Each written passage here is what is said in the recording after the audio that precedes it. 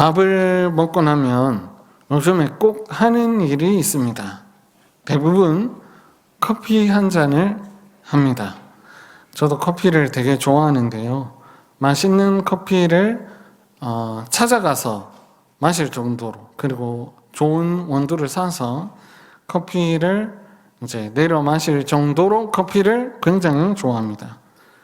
그런데 제가 커피를 마신 지 제가 12년부터 커피를 마시기 시작했는데, 그때부터 지금까지 제일 맛있는 커피를 찾았는데, 그 커피가 뭐냐면 바로 남타커입니다. 남타커.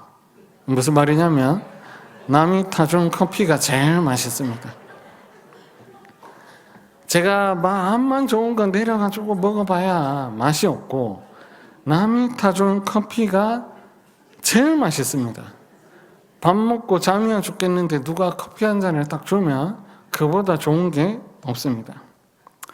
그게 왜 그런가 생각을 좀 해보니까, 누군가 나를 위해서 뭔가를 해줬다 이렇게 생각하니까 좋기도 하고, 그리고 내가 이 사람보다 조금 높은 위치에 있을 수도 있겠다라는 생각이 조금씩 들어서 그런 거일 수도 있을 것 같습니다.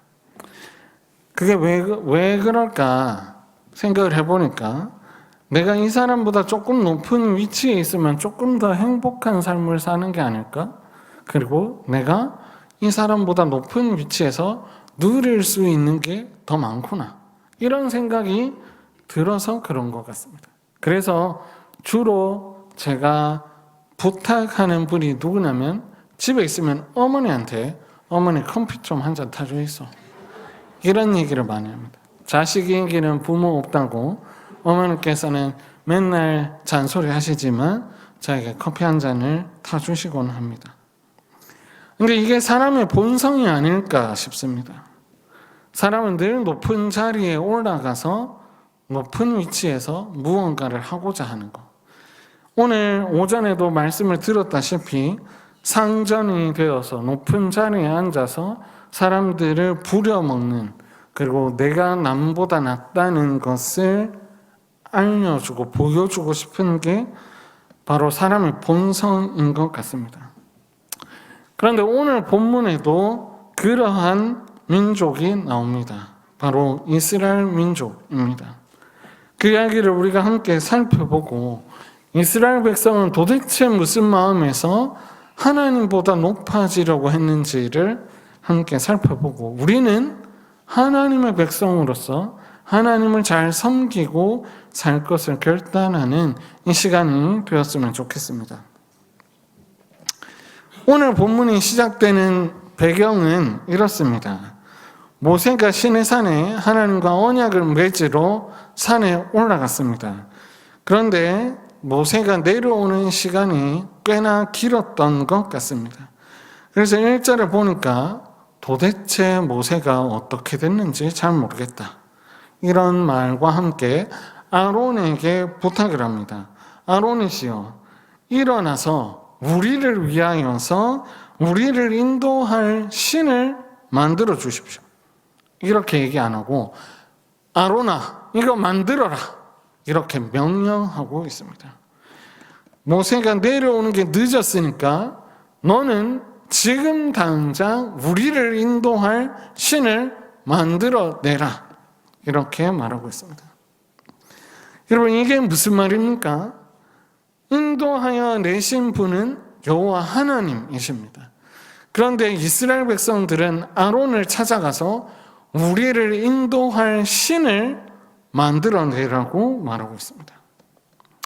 심상치 않은 말입니다. 이 말을 들은 아론은 어떻게 했을까요? 어떻게 했어야 됐을까요? 여러분이 아론이면 어떻게 하셨겠습니까? 미친나, 이래야 되는 거 아닙니까? 정신 차려라, 이렇게 해야 됩니다. 하나님께서 우리를 인도하셨는데 왜 너희가 다른 우상을 섬기려 하느냐, 호통을 치고 야단을 치고 했어야 됩니다. 근데 아론은 그렇게 하지 않습니다. 그 말을 들은 아론은 2절에 보면 너희는 지금 집으로 돌아가서 너희 아내와 자녀의 귀에서 금고리를 빼어와라. 그리고 그걸 나한테 가지고 와라. 이렇게 명령하고 있습니다. 그러자 이스라엘 백성들은 그 얘기를 듣고 집으로 가서 아내와 자녀들의 귀에서 금고리를 빼어서 아론에게로 가져갑니다. 그리고 아론은 그 금고리를 받아 부어서 조각칼로 새겨 송아지 형상을 만듭니다. 그리고 이렇게 말합니다. 이스라엘아, 이는 너희를 애굽 땅에서 인도하여 낸 너희의 신이다. 아론은 송아지 형상으로 신을 만들고 제단을 쌓고 더 나아가서 5절에서 이렇게 말합니다. 내일은 여호와의 절일이다. 그러자 이스라엘 백성들이 어떻게 합니까? 6절에 그 말을 듣고 밤에 일찍 자고 일찍 일어나 번제를 드리고 화목제를 드리고 백성이 앉아서 먹고 마시며 일어나서 뛰어 놀고 있습니다. 여러분, 이 표현이 무슨 표현인지 아십니까? 다른 이방 신들의 제단 앞에서 제사 지내는 모습과 똑같은 모습입니다. 그러니까 이스라엘 백성은요, 애굽 땅에서 보았던 이방 신들을 섬기는 그 제사의 모습 그대로 우상을 만들고 우상 앞에서 뛰어놀며 먹고 마시며 그렇게 잔치를 벌이고 있다라는 겁니다. 그런데 이 모든 걸 아론이 직접 나서서 그 일을 진행했다라는 겁니다. 즉 모세가 없는 그 시기에 아론이 대장이 되어서 이스라엘을 타락시켰다. 타락하는데 그냥 내버려 두고 있었다라는 말입니다. 그러면 여러분에게 한번 여쭤보고 싶습니다. 이스라엘 백성이 무엇을 잘못했을까요? 10계명 중에서 어떤 계명을 어겼을까요? 어떤 계명을 어겼을까요? 네, 첫 번째 계명과 두 번째 계명, 세 번째 계명과 네 번째 계명 모두 어겼습니다. 첫 번째 계명은 나 외에 다른 신을 섬기지 말라 하셨습니다.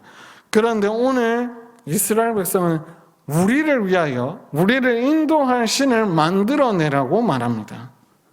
여호와 하나님을 버리고 우리를 인도할 신, 우리가 마음대로 할 수 있는 신을 만들어내라고 말하면서 어겼습니다. 두 번째 계명은 하나님께서는 그 어떠한 형상을 만들지 말라고 하셨는데 오늘 송아지 형상을 만들어서 우리를 인도하여 낸 여호와다라고 지칭하고 있습니다. 세 번째 계명은 어떻게 어기고 있습니까? 그 송아지 형상에다가 여호와의 이름을 갖다 붙이고 있습니다. 우리를 인도할 신을 만들려고 했는데 그 신에다가 여호와의 이름을 갖다 붙이면서 여호와니까 우리를 인도하여 낸 여호와일 뿐만 아니라 우리를 인도할 여호와다. 이렇게 말하고 있습니다. 사랑하는 여러분, 이스라엘 백성은 자기들을 인도할 신이 누구였는지 몰랐던 걸까요? 그들은 분명히 알았습니다.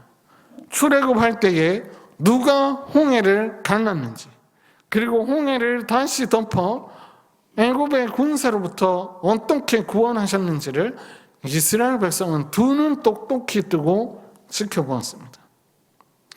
그리고 하나님께서는 아브라함의 언약에 따라 우리를 가나안 땅, 젖과 꿀이 흐르는 약속의 땅까지 인도하실 것이라는 것을 분명하고도 정확하게 알았습니다.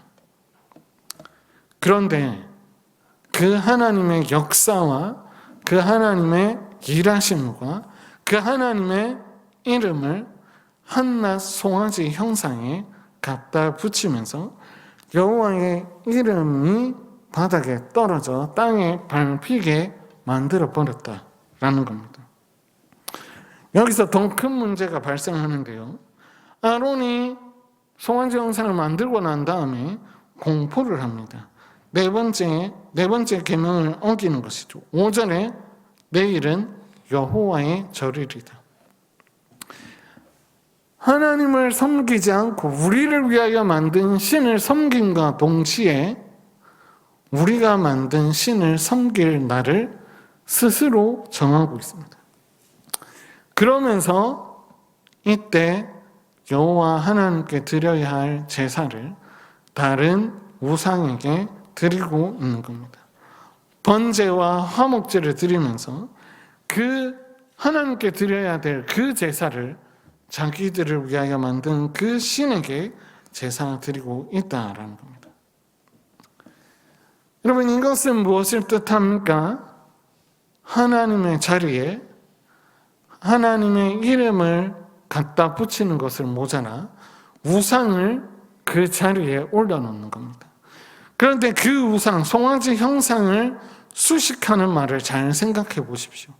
그냥 송아지 형상이 아닙니다.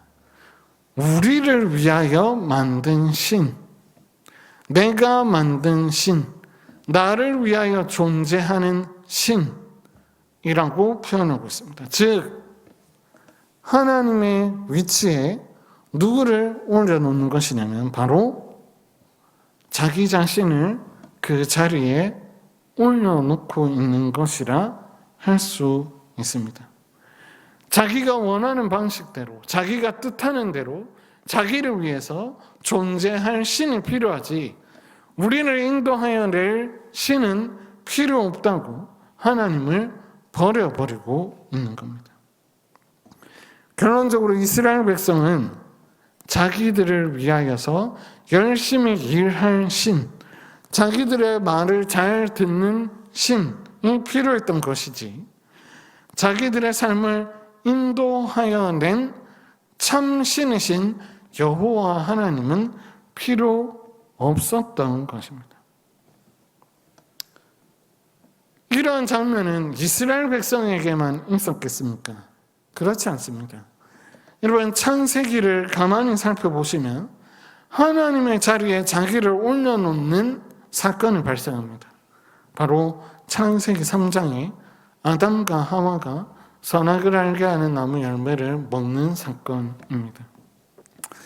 아담이 왜 선악을 알게 하는 나무 열매를 먹은지 아십니까?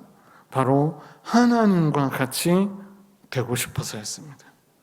하나님과 같이 선악을 판단하는 그 자리에 자기가 올라가서 하나님처럼 내가 세상을 다스리겠다 라고 말한 것이죠. 이를 두고 우리가 말하는 신앙 고백서는 이렇게 말합니다. 그것이 바로 죄다. 아담은 하나님 앞에 범죄했고 그 즉시 우리의 시조는 타락해서 땅에 떨어졌습니다. 진멸을 당하게 된 것이죠. 오늘 이스라엘 백성을 보면 아담과 똑같습니다. 우상을 섬기고 자기들을 위한 우상을 만들어내서 내가 원하는 삶대로 내가 하나님의 위치에 올라가서 살겠다 하나님께 도전하고 있는 겁니다. 이러한 이스라엘 백성을 보시면 여러분 어떤 생각이 드십니까? 진짜 바보 같다는 생각이 듭니다. 지혜롭지 않고요, 우매하다고 생각이 듭니다. 그런데 우리의 삶을 가만히 살펴보면 이스라엘과 별반 다르지 않는 모습을 우리는 발견하게 됩니다. 우리가 사는 인생 속에서 우리의 마음대로, 우리의 뜻대로 이루어지지 않을 때 화내고 분통 터뜨려 하고, 그리고 우리의 뜻대로 되지 않는다 하나님을 원망하기도 합니다. 게다가 세상에서는 돈이 최고라고 말하고 있는데 우리도 그 말에 동의하면서 그 돈을 쫓아 살아갈 때가 많이 있습니다. 그리고 행복이 제일 중요한데 그 행복은 내가 원하는 것을 마음대로 할 수 있는 것, 그게 행복인데 나도 그 말에 동의하면서 내 인생의 계획을 내 뜻대로 살고자 하는 우리의 모습을 우리는 자주 스스로 살펴보게 됩니다. 뿐만 아니라 어쩌면 우리의 자식들이 잘 되기를 바라는 마음에 우리의 자식들에게도 여호와라 부르며 그렇게 살고 있을지도 모르겠습니다. 그렇게 우리의 삶은 여호와를 섬겨야 할 주일에 다른 것들을 섬기고 있을 때도 우리는 있습니다. 그런 하나님께서 오늘 우리에게 말씀하십니다. 하나님은 몇 번째입니까? 자기를 위하여 만든 신을 섬긴 사람들은 망하게 됩니다. 아담은 선악을 알게 하는 나무 열매를 먹고 그 즉시 타락했고 저 땅바닥에 처박혔습니다. 그리고 오늘 본문에서도 하나님과 같이 되고자 했던 이스라엘 백성들을 하나님께서 보십니다. 오늘 본문 7절을 보면 이스라엘 백성이 부패하였다고 여호와 하나님께서 말씀하시며 엄청난 진노를 보여주십니다. 여호와 하나님께서는 평가하시기를 이렇게 하시죠. 말씀하실 때 백성들은 목이 뻣뻣한 백성이다. 목이 뻣뻣한 백성이다 라는 말은 자기 인생의 주도권을 자기가 쥐고 사는 사람들을 지칭할 때 쓰던 표현입니다. 그런데 그 표현을 이스라엘 백성에게 여호와 하나님께서 말씀하시며 평가하고 있다라는 겁니다. 그들에게는 진노만 임할 뿐입니다. 그들은 멸망당할 뿐입니다. 그래서 여호와 하나님께서는 모세에게 말씀하시기를 내가 너로 큰 민족을 이루겠다. 다른 이스라엘 백성은 다 진멸하게 만들고 내가 너로 큰 민족을 이루겠다고 말씀하십니다. 하나님의 진노가 곧 떨어질 것 같습니다. 그런데 그때 모세가 여호와 하나님께 간구합니다. 11절부터 간구하는데요. 그 내용은 12절과 13절에 잘 나타나 있습니다. 우리 출애굽기 32장 12절과 13절을 같이 한번 읽어보겠습니다. 시작.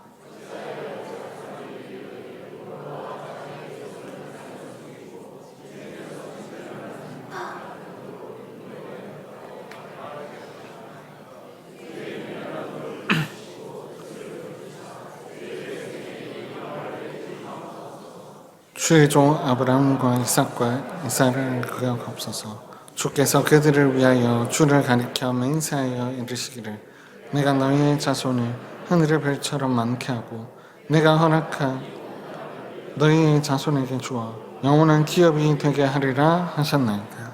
아멘. 모세는 여호와 하나님께 부르짖으면서 여호와의 이름이 땅에 떨어지지 않도록 간구하고 있습니다. 여호와 하나님께서 이 백성을 구원하셨는데 어찌하여 애굽 사람들로 하여금 조롱거리가 되게 하시렵니까? 아브라함과 이삭과 이스라엘에게 약속하셨던 그 언약의 하나님께서는 신실하시오니 이 이스라엘 백성들을 구원하여 주십시오.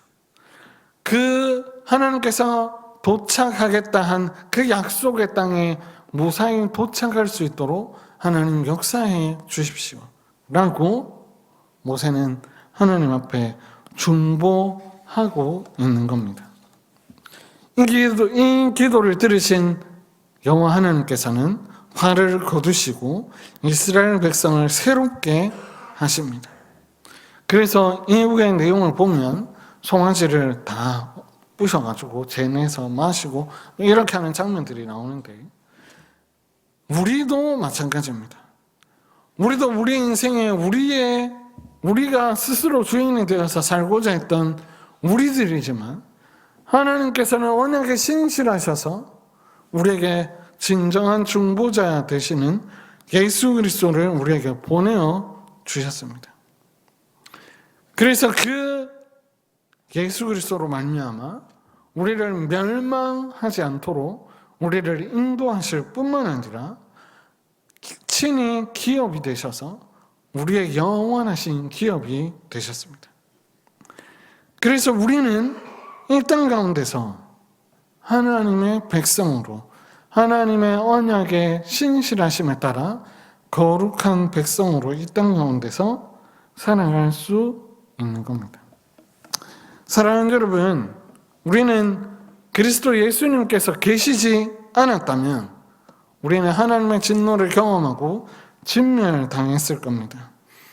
날마다 우리를 인도하는 신을 만들라고 누군가에게 요청하면서 여호와의 이름을 불려 우리 인생을 위해 불온하게 이용하고 삼위 하나님의 사역을 악의적으로 이용해서 우리 인생의 주도권을 쥐기 위해서 최선을 다해서 노력했을 겁니다. 그런데 모세보다 뛰어나신 예수님께서 다시금 하나님의 이름을 높이고 하나님께 영광이 돌려질 수 있도록 친히 이 땅 가운데 오셨습니다. 그리고 우리의 영원한 왕이 되셔서 우리의 인생을 영원토록 인도하시며 우리를 젖과 꿀이 흐르는 그 땅으로 우리를 인도하고 계시고 있습니다. 사랑하는 여러분, 그 증거가 어디에 있겠습니까? 그 증거는 바로 지금 이 시간 예배 때 그 증거가 밝히 드러나고 있습니다. 하나님께서는요, 자기 백성들을 사랑하셔서 안식일에, 주일에 자기 백성들을 불러 모으시고 말씀하십니다. 그리고 다시 그 말씀을 듣고 깨달아 하나님의 백성으로 살아갈 수 있도록 하나님께 영광 올려드리며 살아갈 수 있도록 우리 인생의 주인이 하나님이심을 다시 한번 깨닫게 하십니다. 사랑하는 여러분, 오늘도 하나님께서는 우리에게 말씀하셨습니다. 오전 예배를 통해서, 오후 예배를 통해서 우리에게 말씀하시며 우리의 진정한 주인은, 우리를 인도하실 분은 하나님이심을 다시 한번 말씀해 주고 계십니다. 그리고 우리를 이제 세상 가운데로 파송하기를 원하고 계십니다. 사랑하는 여러분, 우리는 여호와의 이름으로 말미암아 하나님의 사역으로 말미암아 새롭게 된 자들입니다. 새로운 피조물이 된 자들은 모두 하나님의 영광을 위해서 사는 사람들입니다. 그래서 고린도전서 10장 31절에 이렇게 말씀합니다. 우리 다시 한번 같이 읽겠습니다. 시작.